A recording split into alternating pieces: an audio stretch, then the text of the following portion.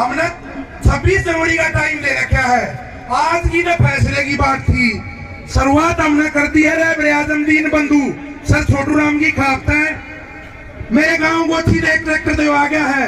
अगर ये आज फैसला नहीं हुआ तो सब जगह पुड़काड़ आ जाए ट्रैक्टर ने। और ये भाई आगे परमानेंट जितने लाओ परमानेंट लाओ सब जगह पुड़काड़ आ जाएंगे। कहना मान जाएंगे यदि सब खड़े हो जाओ, सारे अपने गांव में हमारा ट्रैक्टर काट लो। इन गोटे टेकने पड़ेंगे, 5 से 4 दिन में टेक देंगे, तब खड़े हो जाओ। जात नहीं मानने दी न गुटड़िया लावांगे। धन्यवाद भाई।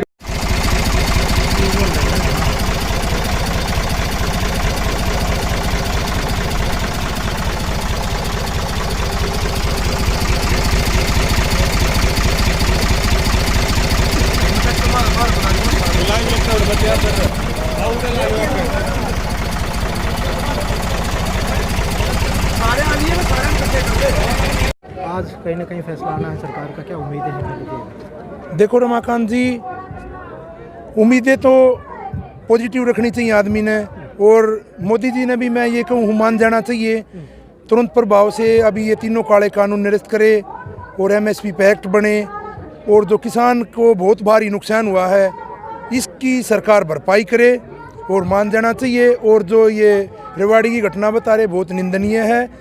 किसान की परीक्षा ना ली जाए, और मैं सरकार से आगे के लिए बताना चाहूँगा किसान की परीक्षा ना लें, ये गलत बात है। और या तो मान जाए, नहीं तो हम 26 जनवरी की परेड हमने अपनी तैयारी शुरू कर दी है। हम सभी किसान अपने ट्रैक्टरों पर नेशनल फ्लैग लगा के और 26 जनवरी की हमने तैयारी कर दी है। लगातार मौसम खराब हो रहा है, बारिश भी है, फिर भी डटे हुए हैं। 70, 80 साल के बुजुर्ग हैं, उनका हौसला है, साथ ही आप भी डटे हुए हैं। देखो, मैं आपके चैनल के माध्यम से बताना चाहता हूँ, ये फसल की, ये हमारी आने वाली नस्ल की लड़ाई है।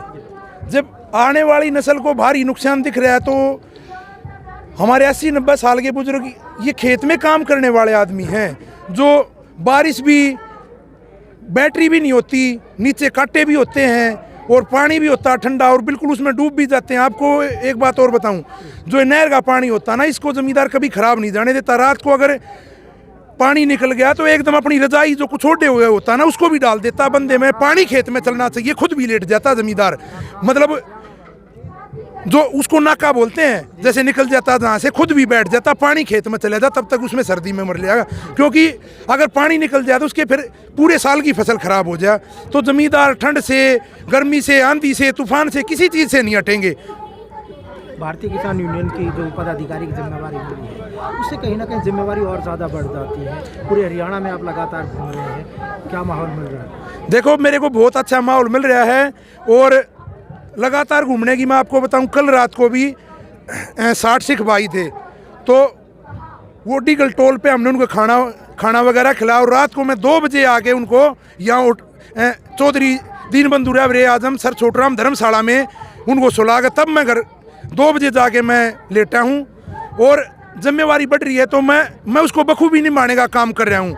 मैं कभी शाहजहाँपुर होता हूँ तो कभी पलवल होता हूँ, कभी पलवल होता हूँ तो फिर यहाँ अपना सिंधु बॉर्डर होता हूँ तो टिकरी बॉर्डर। कल भी हमने खाद्य सामग्री लेके गाँव डीगल से पूरे जत्थे के साथ कल भी हमने खाद्य सामग्री पहुँचाई। आज भी मैं यहाँ आने से पहले गांव बराना, जो वैद्य सिद्धांति जी का गांव है, वो 1955 में सन 1952 में MP बने थे।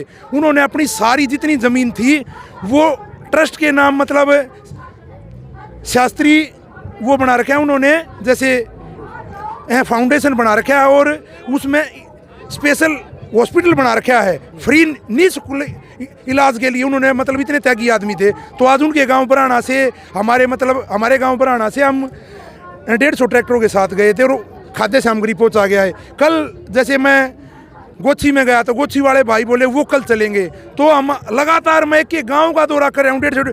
अब लोगों में इतना रुझान बढ़ता जा रहा है। अभी आज आप टिकरी बॉर्डर की हालात देखोगे, पहले से डबल तादाद हमारी होगी है। और मैं गाँव जाके हर डिस्ट्रिक्ट में जाकर लोगों को जगाने का काम करें। हम 26 जनवरी को इतनी भारी तादाद होगी जो मोदी जी के और इस सरकार ने सोची भी नहीं होगी इतनी भारी तादाद में हम संविधान के दायरे में रह के चलेंगे। और मैंने दलित भाइयों से भी आह्वान किया है, सभी दलित भाइयों ने ये कहा है आपके आगे हम बढ़ चढ़ के रहेंगे, तो मोदी नहीं हम दलित भाई साथ हैं तो हम ट्रंप को भी झुका लेंगे। आपके बच्चे भी हैं, एक बेटा एक बेटी होने के बाद भी क्या घर से फ़ोन नहीं आता, घर बुलाते हैं? घर से फोन आते हैं, लेकिन अब आप लोगों के चैनल के माध्यम से बच्चे देखते हैं तो कहते पापा जीत के घर आना है। वही ये मतलब तीनों काले कानून निरस्त करा के वो कहते पापा जीत के घर आना है, वो बधाई देते हैं, ये नहीं कहते घर आ जाओ हमारा ये काम है। उनके मन में भी कहीं हमारा खून है, हमारे अंदर रैबरे दीन बंधु सर छोटूराम का खून है, हम उसकी खाप से आते हैं। मैं ब्रिगेडियर रण सिंह के गांव से आता हूं, उसकी धरती से आता हूं, तो हम लीडर भी हैं और उन महान आदमियों का खून हमारे अंदर है, तो हम उल्टे हटने वाले नहीं हैं। और किसान कभी भी उल्टा नहीं हटता, किसान अपने हक की लड़ाई लड़ रहा है, अपने पेट की लड़ाई लड़ रहा है, ना कि सरकार से कुछ मांग रहा है। ब्रिगेडियर रण सिंह ने जो मंडी व्यवस्था थी उनको सुचारू रूप से किया, आज फिर से मंडी व्यवस्था पर कहीं ना कहीं खतरा मंडरा रहा है। देखो ब्रिगेडियर रण सिंह मंडी व्यवस्था के भी पक्षधर थे, उन्होंने कॉलेज भी बनाया, वो शिक्षा के भी पक्षधर थे, नौकरी भी लुआई और इलाके के कई हजार बच्चे नौकरी लगवाए और सभी गरीबों के बच्चे नौकरी लगाए।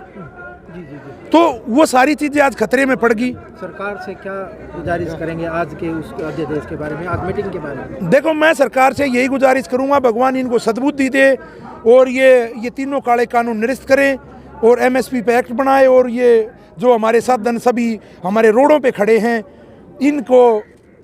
इनका मुआवजा दिया जाए। और सरदार भाइयों को बहुत भारी नुकसान हुआ है, उनके लिए भी बड़ा मुआवजा एक पैकेज दिया जाए स्पेशल पंजाब के लिए, क्योंकि पंजाब हमारा बड़ा भाई है। ये लड़ाई हम उनके नेतृत्व में लड़ रहे हैं, उनके दिशा निर्देश पे हम उनसे कभी कहीं भी इस लड़ाई में अलग नहीं हुए हैं, नहीं आगे आने वाले भविष्य में होंगे, क्योंकि हम उनके नेतृत्व में लड़ाई लड़ रहे हैं और हम उनका भारी सहयोग और समर्थन देंगे। और हर हम खाद्य सामग्री से, आज आपको बता दूं रहबर आजम दीन बंधु सर छोटूराम की खाप जो खाद्य सामग्री पहुंचाती है वो सबसे ज़्यादा रहबर आजम दीन बंधु सर छोटूराम की खाप पहुंचाती है, ब्रिगेडियर रण सिंह की खाप पहुंचाती है, जगदेव सिद्धांती की खाप पहुंचाती है।